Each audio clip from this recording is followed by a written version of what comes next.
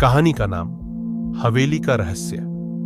कथावाचक सुनील। नमस्कार दोस्तों, मैं सुनील आपका स्वागत करता हूं एक और डरावनी कहानी में। आज मैं आपको सुनाने जा रहा हूं एक ऐसी हवेली की सच्ची घटना जो सुनकर आपकी रूह कांप उठेगी। अगर आप हमारे चैनल पर नए हैं तो कृपया सब्सक्राइब जरूर करें और बेल आइकन दबाएं, क्योंकि ऐसी डरावनी कहानियां मैं आपके लिए लाता रहता हूं। कहानी शुरू होती है।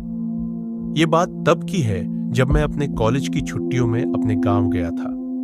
मेरा गांव उत्तर प्रदेश के एक दूर दराज इलाके में है, जहां आज भी बिजली कभी कभार ही आती है।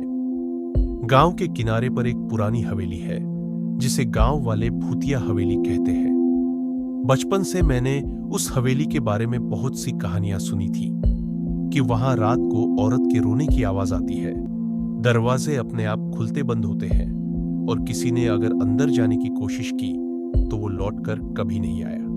मुझे हमेशा इन बातों पर शक होता था। मैं मानता था कि ये सब अंधविश्वास है, लेकिन इस बार कुछ ऐसा हुआ कि मेरी सोच हमेशा के लिए बदल गई। एक दिन दोपहर के वक्त गांव के दोस्त रवि और अर्जुन के साथ मैं उस हवेली के पास गया। दिन का उजाला था, इसलिए डर नहीं लग रहा था। हवेली के बाहर की दीवारें झड़ चुकी थीं, खिड़कियों से झाड़ियां उगाई थी और अंदर अजीब सी सड़ांध आ रही थी।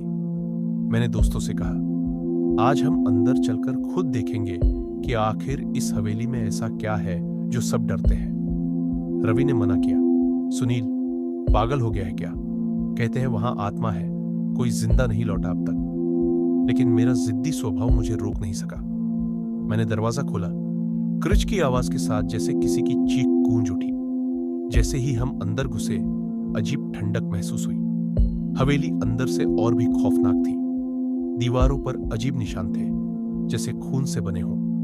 लकड़ी की सीढ़ियां चरमरा रही थी और हर कदम पर ऐसा लग रहा था जैसे कोई हमें देख रहा हो। तभी हमें ऊपर की मंजिल से किसी औरत की सिसकियों की आवाज आई। कौन है? मैंने चिल्लाकर पूछा। कोई जवाब नहीं आया, पर आवाज और पास आने लगी। अब अर्जुन कांपने लगा और बोला, सुनील, चल वापस चले, ये जगह ठीक नहीं लग रही। लेकिन तभी बिजली की तरह एक परछाई हमारे सामने आ खड़ी हुई। वो एक औरत थी, सफेद साड़ी में, बाल बिखरे हुए, चेहरा इतना डरावना कि आंखें मिलाना भी मुश्किल था। उसने एक ही बात कही, मेरे बच्चे को क्यों मारा? मुझे इंसाफ चाहिए। फिर उसने मेरी तरफ देखा और मैं कुछ बोल भी नहीं पाया। अचानक हवेली की दीवारें हिलने लगीं, दरवाजे अपने आप बंद हो गए। हम सब चीखते हुए भागे, लेकिन दरवाजा नहीं खुला। मैं जमीन पर गिर पड़ा और बेहोश हो गया। जब होश आया, मैं गांव के मंदिर में था। गांव वालों ने बताया कि हवेली में एक बार एक औरत अपने बच्चे के साथ रहती थी।